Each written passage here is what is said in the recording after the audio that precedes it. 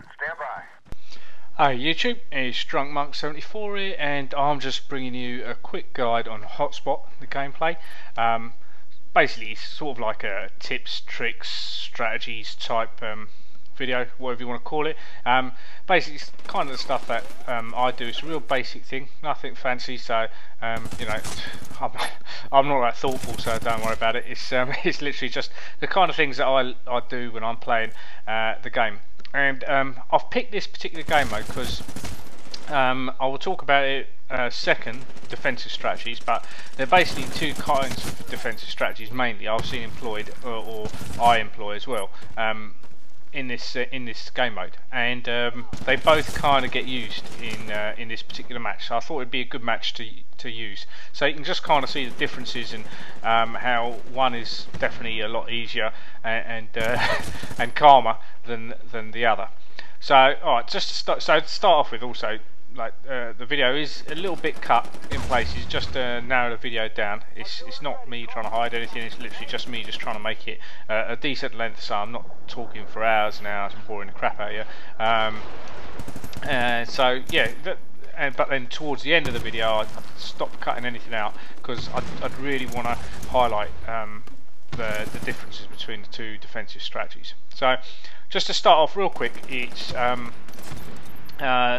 when you're attacking. So basically in Hotspot you either got to attack or defend bomb sites, and no one knows what those bomb sites are. There's 5 different possible bomb sites on the map, and each one goes live at a different once one of them's being completed, and no one knows which one's going to go live next. So it does make it kind of nice and varied, and it's one of the things I like about the game mode, because it does mean that the actual gameplay itself is nice and varied, and you do cover basically the entire map basically when you're playing this game mode. The other nice thing about this game mode is spawn trapping is a thing of the past. It does not happen in this game mode. You know, it's nigh on impossible. To be honest, it is impossible to spawn trap basically. So you're either gonna end up having your spawn area. If it gets a bit overrun, it'll just spawn you somewhere else, and it's just so nice. It's just no spawn trapping. So you know, if you play sector control, you know what a pain in the butt that can be. So attacking. So basically for attacking, I basically generally tend to employ the flanking manoeuvring. That's all I do is I try and flank. I try and work out what the enemy is doing, and I try and flank at all times. A really good thing to do, as I mentioned, no one really knows what's happening with each site.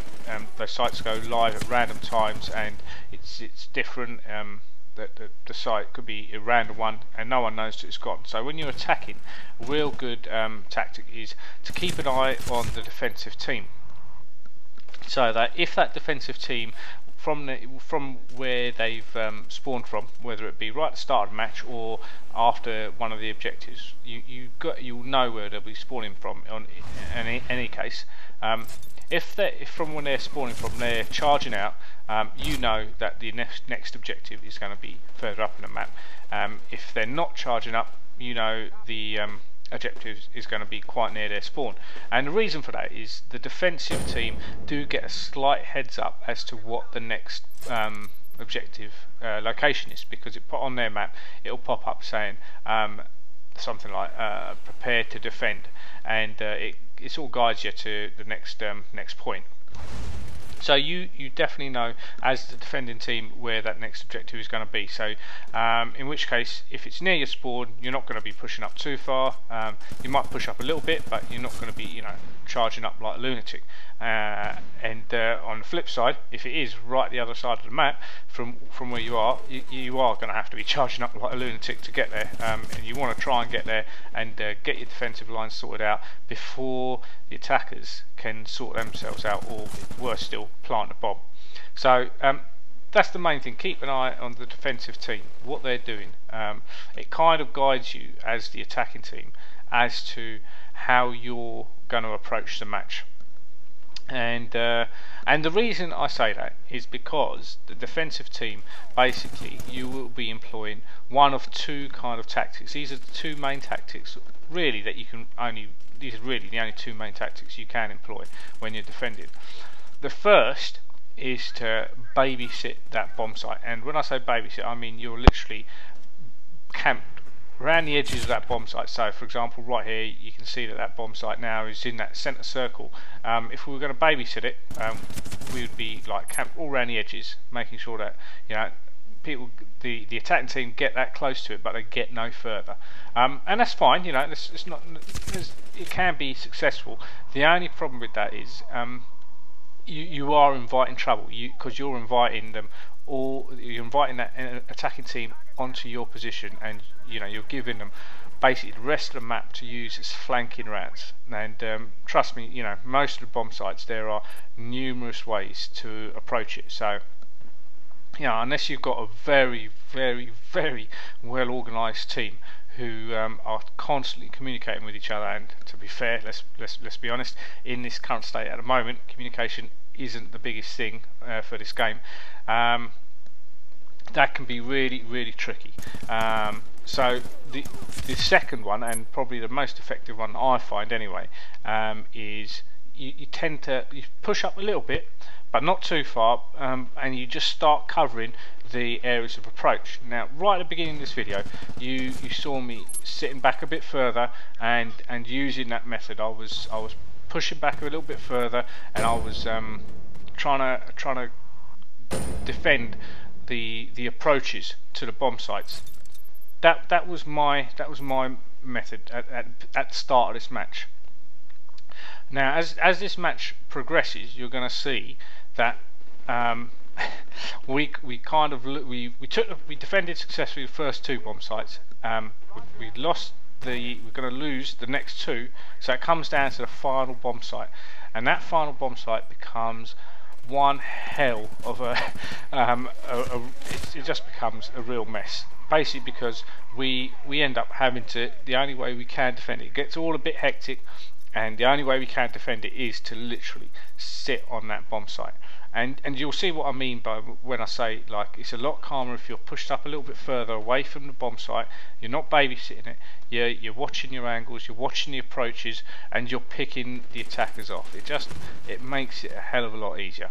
You know, when you start babysitting that bomb site, when you start sitting right on it, camping right on it, trying to defend it, you know, within meters of the bomb site, you're in trouble. Basically, you're in trouble because the attackers can come from any angles, and generally, you know, most people at the moment are going to be playing on public servers, or they're not going to have communications because the game doesn't allow it at the moment, just because of the state it's in. By the way, that's not a dig at the game. I love this game. I know it could be even like miles, a million times better if they could just sort out communications. But anyway, this is the final bomb site, and here you can see, you know, I'm trying to push out there because I don't want to sit on that bomb site. Whereas my buddy and some of my other teammates, I can see them, I can see what their mentality is. You know, panic setting a little bit. We've come down to the final bomb site, and everyone's a little bit more panicked now. It's not as calm, not as focused as what we was at the start of the match when we defended the first two very easily. We're now starting to panic a little bit. We're literally right at the bomb site, as you can see, and you know, at the start there I was trying to push out, and I know that now all of a sudden we're in a lot of trouble, and I'm not going to be able to push out as quite as easily. So now we are going to have to start babysitting this bomb site, and you know what? That's just all that's doing, and this is one of the reasons I picked this video and why I've stopped cutting this video at this point, is because I really wanted to highlight how much of a pain in the butt it can be if you decide you want to just sit on that bomb site, and how much trouble you invite in yourself. Because literally, that's what our tactic is now. It's been our hands forced, and we're kind of like being forced now to just sit at this bomb site. And you can see, you know, fire is coming from all angles, you know, literally from everywhere. And if the problem with this is when you you know, one of the beauties of this game mode is that you don't get spawn trapped, and you don't get spawn trapped because you get pushed away from the objective. That's fantastic, you know, no spawn trapping. The problem is, if you're babysitting that bomb site and you get cleared out, as a lot of our players did just then, you end up spawning quite far from the site, which means it gives them plenty of time to come in, arm the bomb site, and then set up their own defensive lines. And it really does get really hectic around here, really hectic. And you know, I honestly didn't know whether we was going to hold this or not, because it just got that manic.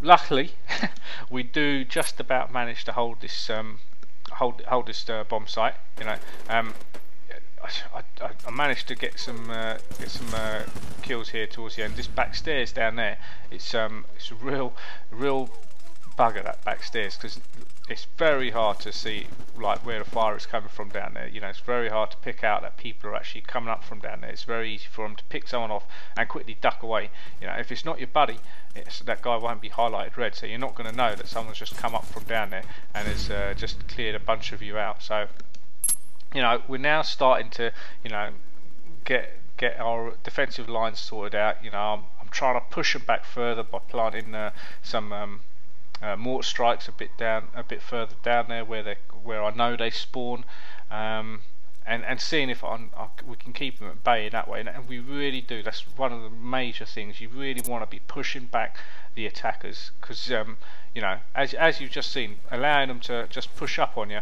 like that is, you know, it's not a great tactic. It's not the best tactic in the world, and you're just going to be inviting a world of trouble, a world of pain on yourself if you do that.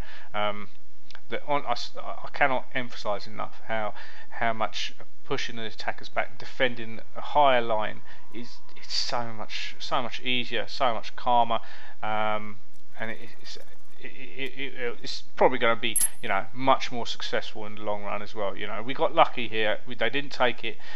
We had some good players who were getting some kills as well. So.